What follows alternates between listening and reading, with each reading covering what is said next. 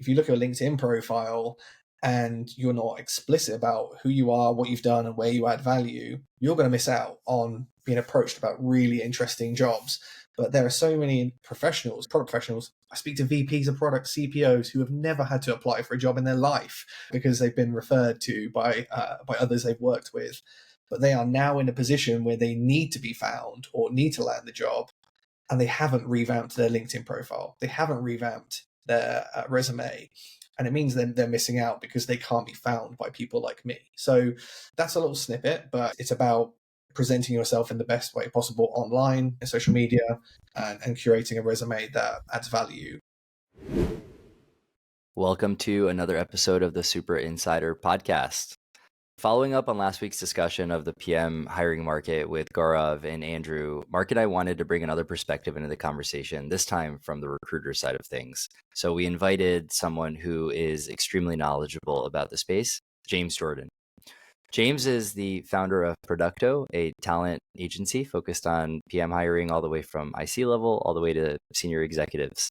James brings almost 2 decades of knowledge in the recruiting world, so he has a really good grasp of the historical way that this landscape has existed, and also he's really plugged into the latest trends where things have changed over the last year. If you're thinking about hiring a PM or you're a PM looking for your next role, I think you're going to get a lot out of this conversation. In our chat with James, we covered a lot of ground. James read on the current PM hiring market and what has changed in the last year. Why do companies struggle to define what they want in their first PM hire? We also discussed how people managers are struggling to break into senior IC roles, how he evaluates IC and execs, and his unique approach to references. And we conclude the chat discussing how most candidates are not using LinkedIn right. They're sleeping on networking. And where does he think the role of product is going in the next couple of years? I hope you enjoyed this discussion, and we look forward to hearing your feedback. Thanks for listening. Cool, we're live. Great to see you, Ben and James, and super excited to dive in.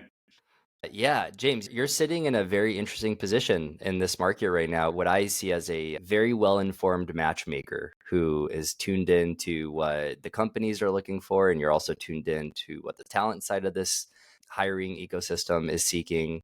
And we would love to just start by getting your perspective on what's your high-level read of the current market from the recruiter perspective. I feel like this is the question I get every day when I speak to product managers at all levels, but I put a post out on LinkedIn about this a couple of days ago, but the word to describe it is delicate. The market is incredibly delicate for different reasons. I think if you cast your mind back to October 2022, that's when we started to see a lot of the layoffs. So we're good, 17, 18 months into what's been quite a turbulent market for job seekers, companies hiring, and all of that. But it's delicate for different reasons. Coming into October 2022, companies were generally starved or scrambling around for talent and pretty much doing whatever they could to entice them. And then over a matter of months, that's flipped over 2 or 3 months into a market where there's a lot of people available, differing standards, levels of experience, and all of that. And I don't think a few things have caught up here. Recruitment campaigns and how companies go about recruiting talent hasn't quite caught up with that. I think confidence as a result of a lot of the changes in the market has been knocked for both hiring managers and job seekers. And it's certainly led to an environment where companies are, at a loss at times about who should we hire? Are they the right hire? Should we hire now? Should we continue to interview? And just to make sure in case there's that unicorn candidate.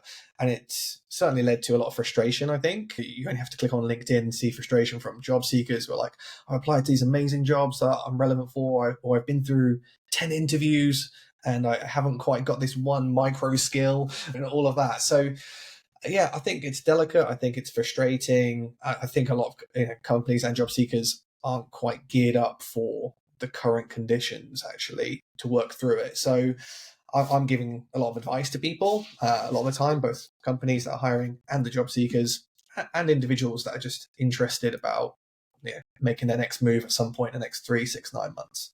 So delicate and difficult to navigate, I would say. Yeah, and you mentioned something I'd love to ask a quick follow-up on. You said that you don't think maybe the job seekers are doing things as best as they could in your view. Could you just say more on that? Yeah, I think traditionally the way people secure jobs was to apply for a vacancy, right? Whether it's through LinkedIn or another job board or maybe even through a referral. And these tactics, historically, they've been good, but there's a need to do more in this kind of market. So if you take the average senior product manager job, principal PM job, within a day or two for most requirements, if it's a B2B SaaS position, for example, these jobs are getting hundreds of applicants, right? That's nothing new to any job seeker out there who's applying in today's market. But to apply just through the traditional method of click here, send my resume to this job, then apply for another job, and most recruiters aren't looking at these candidates for various reasons. So I've seen and heard stuff from other recruiters who are just overwhelmed with the number of applicants, or they'll have a system where it's like, well, we've had 500 applicants, so we can only go through 50 at a time. So if you're candidate number 459, it's potentially taking weeks for them to even review your resume or consider you for an interview. And if they are looking through all of those candidates methodically, they're probably going to unearth some good candidates in there, and that might mean you're going to miss out. So for job seekers, they have to cut through the noise a bit more. They have to reduce the level of competition in the market. And that means they need to be more proactive about how they go about their job search, or at least positioning themselves to be approached about great jobs. To give a little bit more here, I talk a lot about, as a recruiter, I talk a lot about positioning. If you look at a LinkedIn profile and you're not explicit about who you are, what you've done, and where you add value, you're going to miss out on being approached about really interesting jobs. But there are so many professionals, product professionals. I speak to VPs of product, CPOs, who have never had to apply for a job in their life because they've been referred to by others they've worked with. But they are now in a position where they need to be found or need to land the job, and they haven't revamped their LinkedIn profile. They haven't revamped their resume. And it means then they're missing out because they can't be found by people like me. So that's a little snippet, but it's about presenting yourself in the best way possible online, in social media, and curating a resume that adds value. But there's a few other things in there around tactics, but we can maybe talk about that a bit later. Yeah, for sure. Awesome. Now, shifting gears a little bit, another sense that I get is that a lot of companies just have a really hard time defining exactly what they're looking for in that PM. So I'd love to hear your take on why companies struggle with that. Yeah, it's a great question. The struggle can come from their understanding of product management in the first place. So who is taking this role to market? Is it a first-time founder who hasn't come through the product management route, has maybe been ex-software engineer, and they have been told or advised by a VC or a PE or maybe someone else internally that, hey, you need to hire a product manager. And there are challenges there that exist versus maybe a seasoned product manager or product leader, should I say, like a CPO who's done this multiple times. But the challenge with the first example of a first-time founder is that there's a gap between what they think they need and then their understanding of what product management is. And I'm no product manager, right? I'm a recruiter first and foremost that specializes in product management. But I've spoken to literally thousands of product professionals now where I'm at the point where, does it really matter what you believe is right in product management? And it should be done this way or it should be done that way. I just need to understand that if you think you need a product manager, what does the product management mean to you in your business? What does that look like day to day? What are your challenges? What are you trying to achieve with this hire? And a lot of first-time founders struggle with that because they think they need to have a really clearly defined role, and it must be, hey, it's product manager. But in some instances, it might not be a product manager. It might be, I need a hybrid PM/project manager. So I find there's quite a lot of confusion there. And then even on the flip side, even with seasoned product professionals, they might have built teams for the last 10 years, 10, 15 years and done it multiple times over. The challenge is there, I think, like fixed mindset around how you build a team or how you take a team to market. And obviously I work with a varying degree of hiring managers, but some of the best ones I've worked with over the years are more considerate around the current set of challenges that they face in the business, and the dynamics are both what do we want to achieve in terms of this product, but also the politics, the environment, the culture, the different individuals in play, and then you need to adapt your product management search accordingly. So I think that there are a wide range of struggles, but those two examples are quite common ones I come across day to day. Yeah. And those both seem like very expensive mistakes. I remember reading one of your posts about someone was thinking of hiring a CPO to write Jira tickets. It was like, that's a huge disconnect. And you might find someone, but they're not going to last in the job very long when they realize that they were hired to do things that it's way below their pay grade. This is the crazy thing, right? A lot of founders I come into contact with who raised millions of dollars and they go to make their first product hire.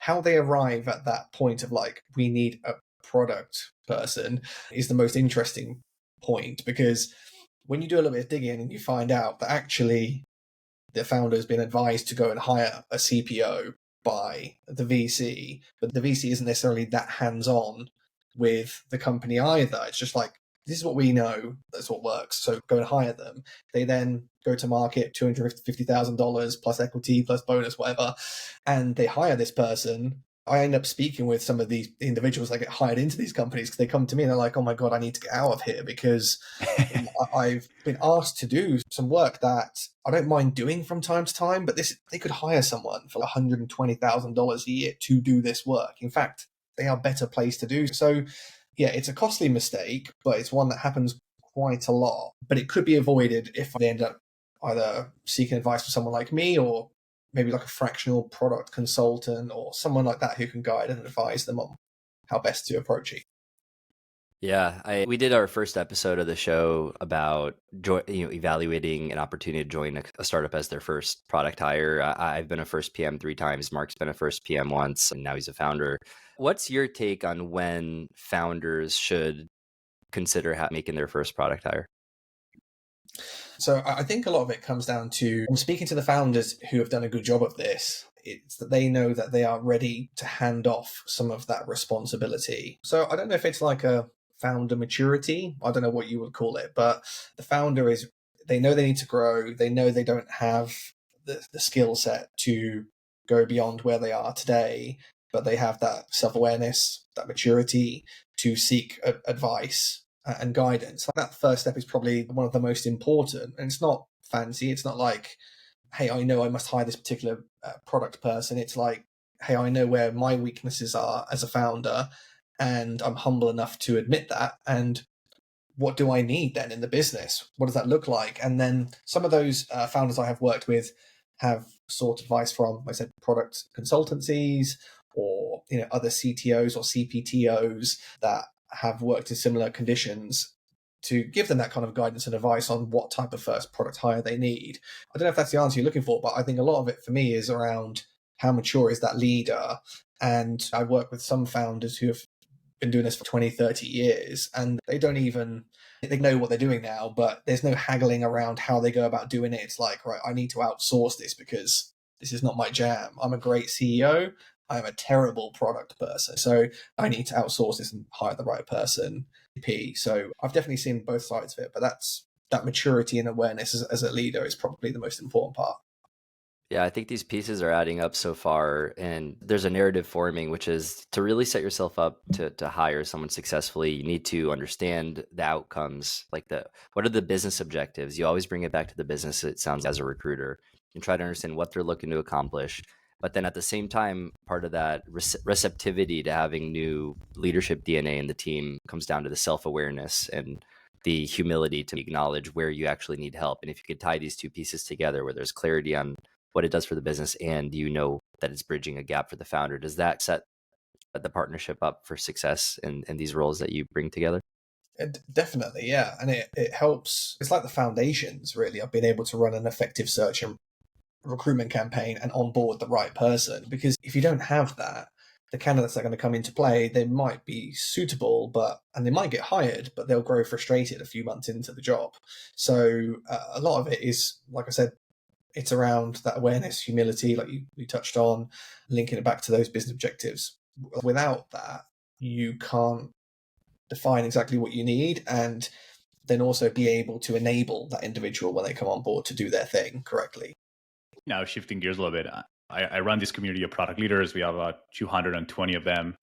And a big trend that I've noticed in the last 6 months is we at least had 6 group PMs or directors move from a people manager role to a senior IC role.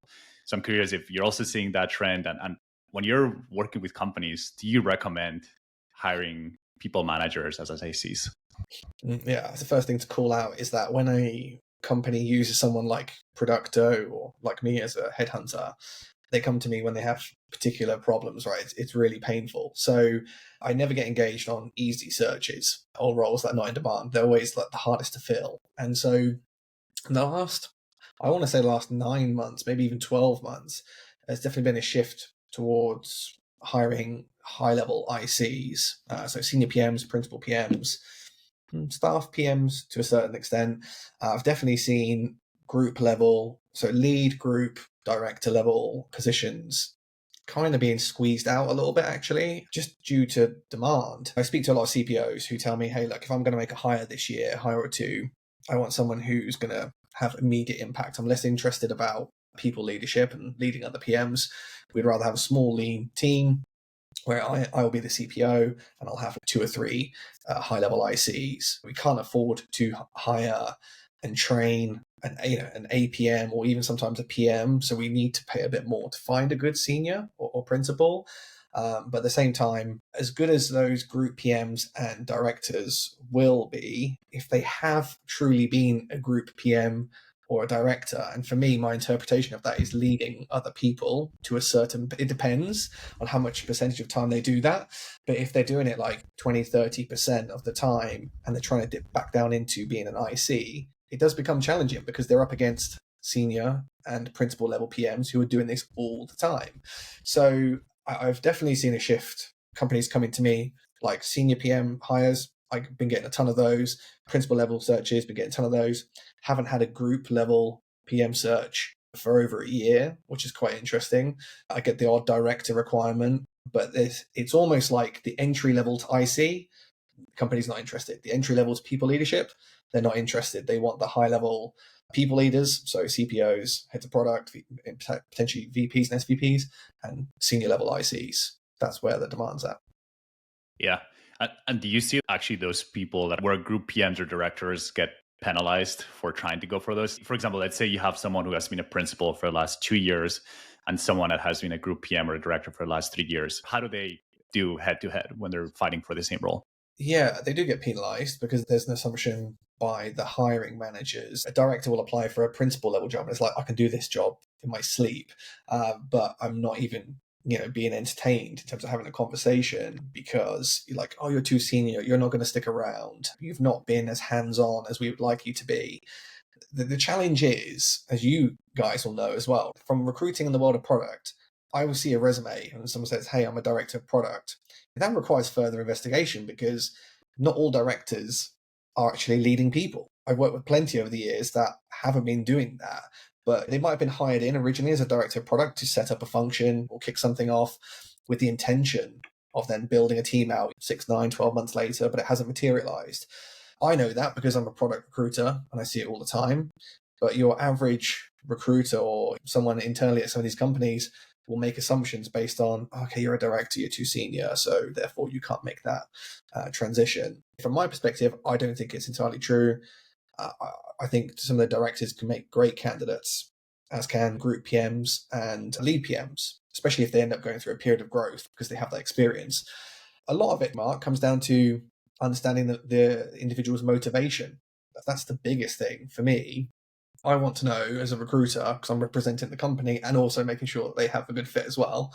What's your motivation for wanting this job? Aside from making money and paying the bills, why do you want to go back into being an IC? What do you enjoy about it? What do you not enjoy about being a director? And highlighting these things to the customers that I represent, it's not a problem if it's clear. Amongst the hundreds of applicants, if you see a ton of director applicants for a senior PM, it will raise eyebrows, and I can imagine a lot of them get passed over. That's such a good point. And yeah, it's funny. Out of the 6 people that come to mind, 5 of them are super happy with the change from going to a people manager to an IC. They're like, hey, I found a company that's paying me about the same. I spend most of my time doing what I love, which is building product. I feel I have less stress, less meetings. So overall, it seems positive. But I love your point of when you're in the interview process, being very clear of here's why I want to go back to NIC and here's why I'm going to stick around, because otherwise the fear of that person is going to jump to a next role when they find a people management role is very real. Yeah. And also, I think on that point around enjoying that work, again, I've spoken with a ton of product leaders who miss it. They get to a certain level in their career and they're like, I want to get back to doing what I do best. And that's not leading people. It's about building and shipping product, really, at the end of the day. But I also think we have to remember that post-COVID, that boom period, a lot of companies going through a lot of growth, a lot of senior level ICs were pushed into because it was asked of them, right? Because organizations need to scale and create that infrastructure. A lot of individuals moved into group PM, director level type positions, and a lot of them didn't like it. They just did it because they were paid well and it was an opportunity to learn something new. But now there's an opportunity to refocus and sort of recalibrate on being an IC again. Yeah, I have a lot of similar conversations like you have with those 6 individuals, Mark, that they enjoy it and they want to continue to do it. And just to continue pulling on that thread, we talked about how a person who's maybe been a director for a few years compares with someone who's been an IC for the last few years when it comes to competing for these senior PM roles. I'm also curious to get a sense for how the dynamic of coming out of big tech sets you up for success versus someone who's coming out of startups when competing for the roles in the current environment. Can you speak a little bit to the relative appeal of these different types of backgrounds? Yeah, so to give it some context, I cover everything from like seed level searches through to big tech searches. The bulk of what I do is probably between seed and Series C. So I just wanted to set the scene there because a lot of early stage companies, before they engage with me, so if they've tried the search themselves, the feedback that they give me is like, okay, we're a small growing business. We're trying to find product market fit, or we've just found it. We want to start to grow this thing.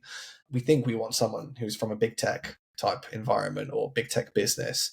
I think what a lot of those organizations realize once they interview a few individuals is that depending on the setup, the big tech companies, it can be incredibly different to the environment that they would find themselves in at a Series A, for example. So that's something I think it's slowly dawning on a lot of early stage companies, that maybe the big brands who have really advanced practices in product management or have really refined the practice may not be what they need, especially if you're looking for a first product hire and you're slowly going to grow the team out. And so I think like trends that I've observed and that I advise companies on is that if you are a Series A, generally I would advise them to hire other product professionals who have been in and around that sort of ecosystem. So they might have worked in C, they might have worked Series A, they might have done a bit of Series B or even Series C, but they've seen the struggle, they've seen the growth, they've seen the mistakes, they've had the successes, and they're able to relay all of that when they come into potentially a similar type environment. So I generally advise companies that you almost want to try and hire someone that's maybe been one step behind or a couple of steps ahead of where you are today. So if you're a Series D or at a later stage, you might want to consider a big tech PM because you might be looking for a very refined particular need for that individual. But again, if you're a Series A and this is your first official product hire, maybe you want to find a more well-rounded generalist PM to kickstart things off. Yeah, Ben and I probably both agree with that. There's definitely some pluses of having worked at a big company. You can bring a lot of those best practices and processes, but I think it's a lot riskier to bring someone that hasn't worked in that environment, since they might not thrive in that chaos. And maybe you can get some signal if they've done some side hustles or maybe were a founder in the past. But yeah, it makes sense to, if you're a Series A company, bring someone that has done that before. You talk to a lot of different product people, from junior PMs all the way to CPOs. And I'm curious, how do you think about evaluating product executives different than ICs, and what differences are you looking for? A lot of it, again, depends on the need of the customer that's hiring. So if I'm recruiting for a senior PM and that senior PM is going to be more external facing, many people would argue that PM should be external facing anyway, but they aren't always, spending more time with customers or whatever it may be, then I actually think a lot of the skill set is transferable to hiring a product exec. So if you're hiring a CPO or a head of product or whoever the most senior product person is going to be in that team, and they're going to be interacting with the board, perhaps with customers, with the senior execs in the business. They need to have that kind of gravitas, that communication skill that enables them to flex it accordingly. That's quite similar, though, to when you hire a senior level IC. If that senior level IC is going to be potentially working with a lot of customers, getting early stage feedback on the product, perhaps working with other departments like marketing or sales or whatever it may be, they're still going to need to have very good communication skills. So for early stage companies, there isn't too much of a difference, other than if a company wants someone who's purely execution focused, perhaps working with engineering and a little more internal facing and less around high level strategy or working with customers, there is a difference there. But I think when I'm looking for more of a well-rounded PM who's going to do a bit of everything, I think that the way that I assess candidates is very similar. So I think a really good example of how I would do this, or how I do this day to day, is Ravi Mehta has a really good like spider graph. I don't know if you've ever seen it, but it talks about where so good. Yeah, it's really good. It's one of the first things I picked up on, actually. I got into products. I'm like, this is an awesome way for me to evaluate candidates. I talk to candidates and I want to understand where they spike, whether, again, they're more like design focused, more stakeholder management focused, execution, technical, strategic, whatever. So my job is to understand that. And then the same is true of when a customer has a requirement, to understand where the gaps are and where they need someone to spike. So I think to a certain extent, all product leaders, all product ICs need to be very good at communication. The only difference is when a company starts to scale, or if you have more interaction with the board, or exec, or high-level customers, you might over-index a little bit more on presentation skills, communication style as well, which is important. To answer your question in a long-winded way, I don't think there's actually a lot in it, other than I think when you're interacting with high-level stakeholders, I would over-index a little bit more and dig more into communication style and how they adapt to different characters and approaches to communicating. Yeah, that's super interesting. I'm also thinking about one of the key differences between being a senior IC and an executive is just like having a responsibility to manage the team of PMs. I think the assumption I make in my head is that some hiring managers who are looking for that executive, so maybe it's the CEO who's looking for the CPO or the VP product, how really important is it to them behind closed doors how good of a manager that person is? I think it's critical, but it depends on what needs to be done with those group of ICs. So I tend to find, like, by default, and I know that there are plenty of ICs that have made that transition into people leadership and product and have found it tough, because there is a difference between operating as solo and being able to influence others and then leading through others. So that's a whole different ballgame. But yes, it's a tough one to answer, because I think for CEOs it is critical, but they aren't always aware to what extent. And a lot of it, when they are evaluating a VP of product candidate in that example, a lot of it is around it's like situational type questioning. That's the stuff that they need to invest more time into during their recruitment process to test whether that VP has got what it takes to lead that group of individuals in that particular situation. If I think back to when I've led people and led teams over the years, on paper, the jobs looked the same, but they were incredibly different. I had a similar number of reports, but some companies were going through transition. Some people were just going through growth. Some people were new and needed a lot of training. Some people didn't need much training. So a lot of it really, again, when I'm qualifying a customer on their need and trying to help them with a search, it's no good to me for them to say, hey, we need a VP of product to lead a team of 5. I'm like, tell me about the 5. What's going on with those 5?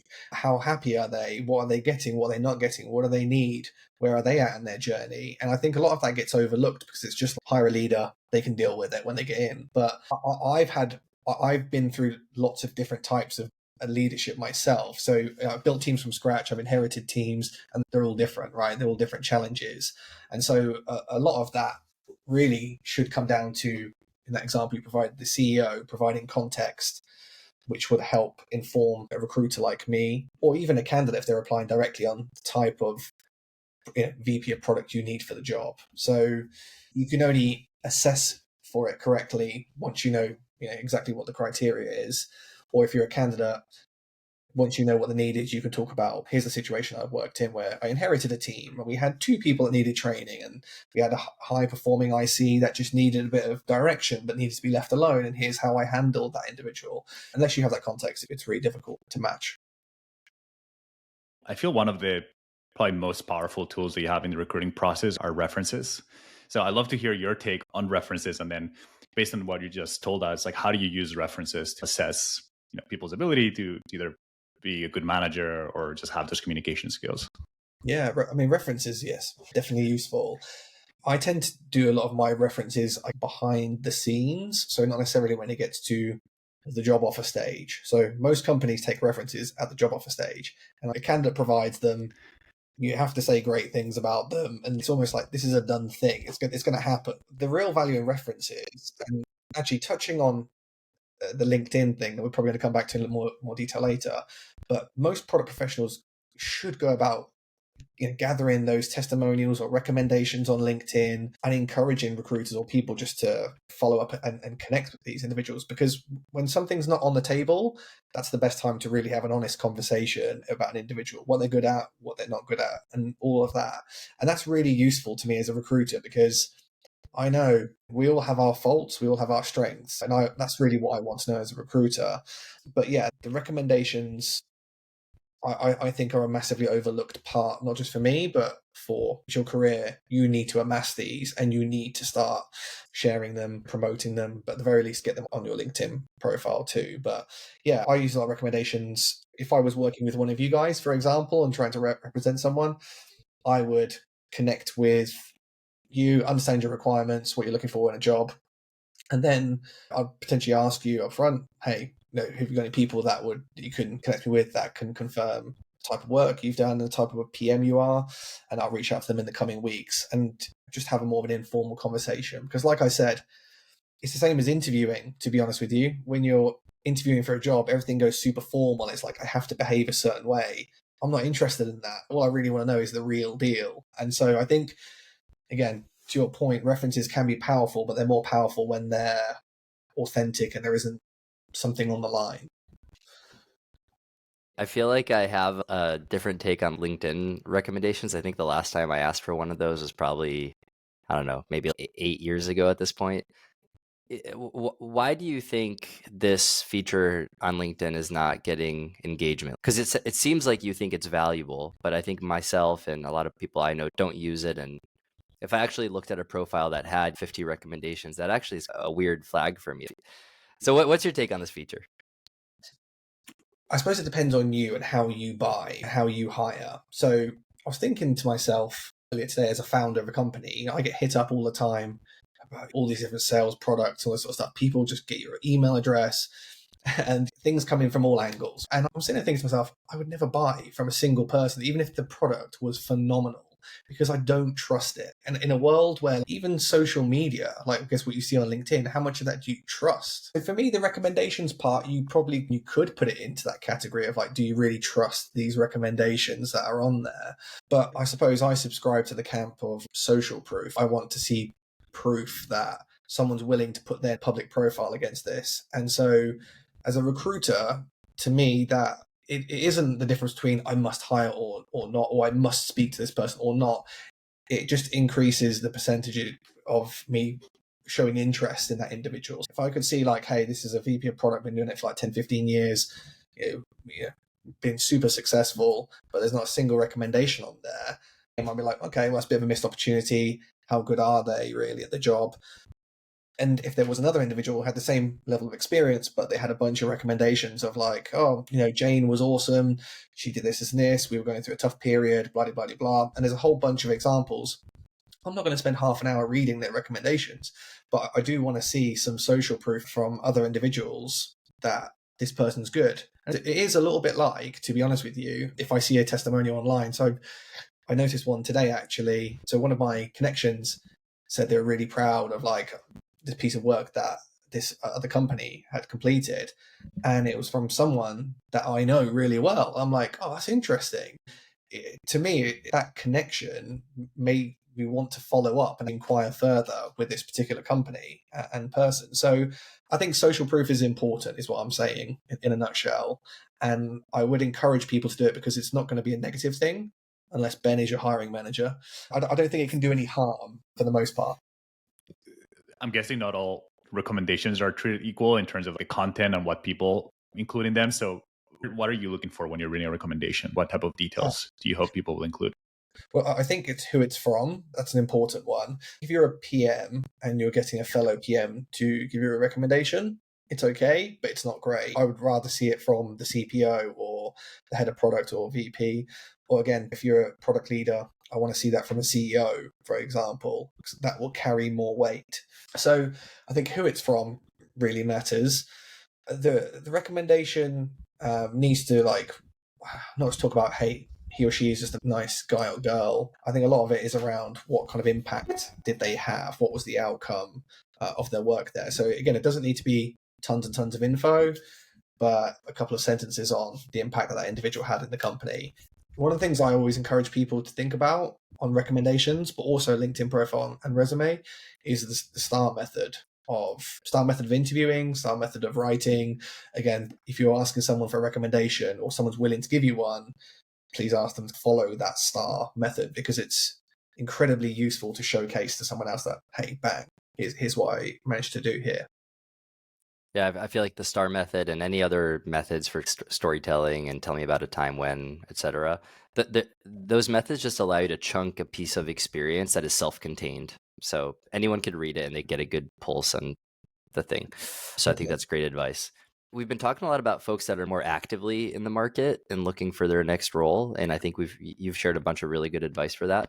What kind of advice would you potentially have for people who are not immediately looking? So let's say on a 3 to 6 month time horizon, unless they get laid off unexpectedly, they're planning to stay in their current role, but maybe 6 to 12 months and after there's like a search on the horizon. What kind of advice would you give to these people to be doing in the background or to start doing if they're not doing yet to set themselves up for that next search? Yeah, great question. The first thing I would do is create a wish list. What's my dream company, my dream job? What does that look like? And really narrow down on what that is. So I feel like I say this a lot, but when I'm talking to individuals and they're saying to me, hey, I've worked in health tech, for example, for a long time. I'm really good. I've got a bunch of experience here, but I'd be open to any industry as part of my next search. Or I've worked in startups for most of my career, but I'd be open to any size.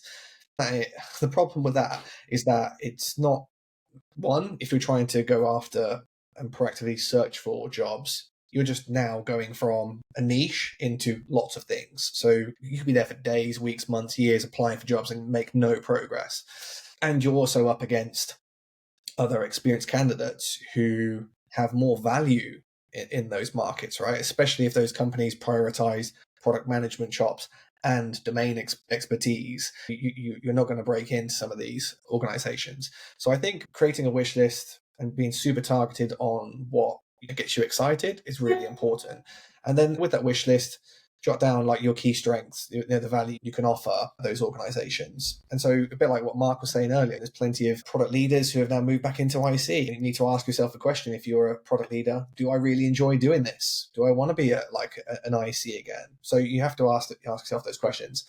I would then start working on stuff like your LinkedIn resume, so your LinkedIn profile and your resume. So getting those up to scratch. It's really important not to leave it until when you are about to start a search, but to just keep it looking good, right? Because a great example, I had a conversation, it was earlier this week actually, with a really good senior level product leader. And they were like, hey, I'm specialist in, I think it was like B2B SaaS something, and in this particular domain.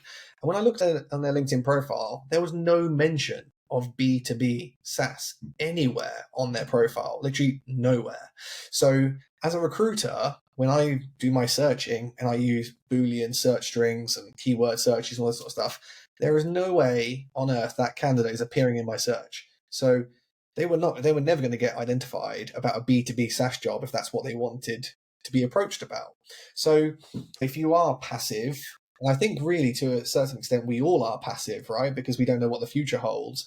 We should always keep on top of our LinkedIn profiles to highlight and attract the jobs and companies that we're interested in. So I think that's important. I would also then do the same, obviously, with the resume. So I wouldn't put that off. The other thing that I think, if there's a change that I don't think is ever going to go back, is this. We met over LinkedIn, and there are plenty of people who are very passive on LinkedIn, who just browse but don't participate or don't offer anything back. And I think a lot of individuals are missing a trick. Yes, there's one thing about networking on LinkedIn, but I think in general, you should network all the time. You should always be talking to people. It doesn't mean you're being disloyal to your company. I actually think if you're networking with other product professionals or product leaders, you're going to get fresh ideas, fresh insights to challenge the way you're potentially operating at work, which improves you as an individual. You also make new connections with individuals that if 3, 6, 9 months down the line, you're thinking of moving on, you can leverage those relationships. You can call upon someone and say, hey, I'm now in the market. I've enjoyed our conversations. Can we talk?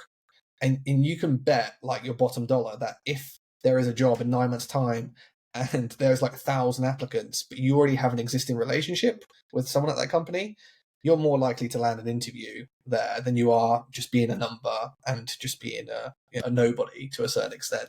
So I think, the whole creating your online presence, making sure that's always up to scratch is important. The networking piece is incredibly important. And I say to people who tell me they're too busy, I'm like, well, you don't have to speak to 10 strangers every week, right? Maybe pledge that you're going to do 2 a month or something, but make sure they're really good individuals you want to work with. So you go back to your wish list and you say, I really want to work with these types of companies in this problem space. Let me connect with these individuals. Let me follow these individuals. Let me try and talk to 1 or 2 of these people a month just to get in their world. That's the piece of advice that I would say to anyone right now in product. It doesn't matter if the market's tough. You just need to be doing this all the time. Yeah. I think that the network piece is such a good point. We've seen it firsthand with Supra, which is the community that I run, and people that are looking for jobs can get referrals from people that work at the companies in the community, or even just when they're hiring for their own teams, they just can tap into a network that can be super helpful. And maybe the last question for you, the product role has changed so much in the last 10 years, and I can only imagine that it will continue to change faster with all the new technologies, AI. So where do you think the role is going in the next 5 years, and what can PMs do to best prepare for those changes? Yeah, it's a tough one to answer, right? Because I think things have changed so much in the last few years, really. But what I've seen in the last 2 or 3 years is that we've seen more generalist PM skill sets up until really the last year or so, where I feel like it's becoming a little bit more specialized again. So because of the shortage of skills, most companies are hiring generalist PMs and they can cross-train and what have you. Now in a market like this, companies are looking for growth-focused product managers. I'm definitely seeing more of those coming my way in terms of searches, but also just, I guess, that specialization on growth, go-to-market, technical focused PM. So it's almost like our growth go to market are kind of more external facing. Our technical PMs are just a little more inward facing, and obviously working with the engineers. It's hard for me to say in 5 years' time what that's going to look like, but I think over the next year or so, I expect we will continue to see almost like superpower ICs. I just think with leaner teams, companies need to be able to do more with less, and therefore they're going to prioritize paying someone $250,000 rather than hiring 2 PMs at $150 each. So they can make a bit of a cost saving, plus time to upskill and all that stuff is shortened. And so we will continue to see those super level ICs be in demand. And that's why I think actually, if I was a senior PM or principal PM, I wouldn't be hell bent on like, I must get into product leadership right now. I must break into a director of product, because that is my career. My career is to go into people leadership. I actually think there's a lot of great careers if you enjoy being a product manager, just continuing to be a super high level performing IC. So I think that will continue to be a bit of a trend actually for the next 12 months or so, as will be the specialization around being more growth or external facing versus like technical and inward facing. Interesting, because I've primarily focused on product management, but I also do some product marketing on the side as well. that I'm seeing a little bit of a blend of the two more so than ever. I've definitely had a few hybrid positions where someone has had to play both. And so I do wonder if, I don't know what you'll end up calling it, but you might see the product manager being even more close to the sale and marketing and being even more well-rounded around truly owning the product than some PMs currently are, if that makes sense. Yeah, totally. It's super consistent with what I'm seeing. Just in the last, I think, 2 weeks, I probably talked to two different founders that were like, "Do you think I need a product marketer or do I need a PM?" And I'm like, all right, honestly, at your stage, maybe like the line is not that clearly defined. You need someone that's going to understand what the market needs, what's the gap in the market, what people's problems are, how you're going to solve them, and then be equipped with actually going to market with the right solution and making sure that you stick the landing once you ship the thing. And I think that the beginning and the end of those processes in some hyper compartmentalized companies end up sitting with product marketing managers, and the PM's just the one doing all the dirty work in the middle. And I think that distinction it doesn't really make sense to me, having been in that environment a few times where I have to sort it out with myself, with my product marketing manager partner on like, what am I going to do versus what are you going to do? It's not really the conversation I ever have with like engineers, for example. So anyways, great insight. Yeah. I think I was about to say on Yeah. that point, is I think as an industry, technology as a whole, we're obsessed with titles. And I think product management is one of the most misleading of the lot because it has to fit this box. Like this title means you're doing this. But in product management, it's rarely the case. Whether it's product marketing, product management, more companies need to be comfortable with, let me understand what you're trying to achieve and what am I accountable for, what are my job responsibilities, and then who really cares if it's called a product marketing manager or product manager. I don't think it really matters. But I fight this battle every day, Ben and Mark, because companies are like, oh, you sent me a candidate who their last job was product manager, but prior to that, they were a project manager. But I'm like, yeah, but if you actually understand what their definition of project manager was at this company, their requirements were actually product management. From working for the last 18 years in tech, we're just obsessed with trying to box things off and make it all nice. But it just doesn't work like that because product management works across a whole bunch of areas and in different styles. So yeah, that's my take on it. Yeah, we're going to start landing, but just the last quick anecdote I have on that is early in my career, I was trying to understand the ceiling on my compensation potential as a project manager because I was at a company called Life 360 and I wanted to get into product management. And the HR leader was kind enough to actually let me see like the compensation bands for different functions. And I saw that the ceiling on earnings for just having the product manager title was way higher than the ceiling on project manager compensation was.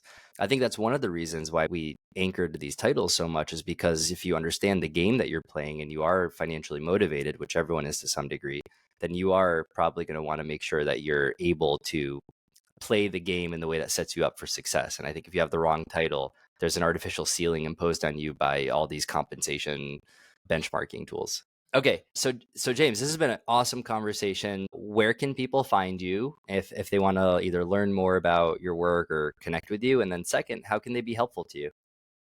Yeah, you can find me on LinkedIn, and my company website is www.productotalent.com. So you can check us out on there. Either route is the best way to contact me. What I'm looking for from if people want to be able to help me, a lot of it is help me to help you. That part of the reason why I founded Producto in the first place is having worked in recruitment for so many years, I found it to be very transactional by nature. And certainly for the product management industry, a lot of the service has been extremely poor. So I want to change that. But equally, I'm looking to connect with people in the product space who want to form a long standing relationship. The best thing to do is if you're passionate about your career, you're going to stay in the product management world, you want to make a valuable connection that might be useful today, but will probably be useful down the line. I'd love to talk with you. Awesome. Well, thank you so much for joining us, James. Really been a pleasure. Thanks. Yeah, Thanks, appreciate it. James. Thanks for having me on. Cheers. If you enjoyed this conversation, please share it with someone who you think would benefit from it as well. We really appreciate it. We'd also love a follow or a rating on Substack, Spotify, or YouTube. That's going to let other people find us. And if you have any topic recommendations for a future episode, please send myself or Mark a DM on LinkedIn. We'd love to hear from you. Thanks.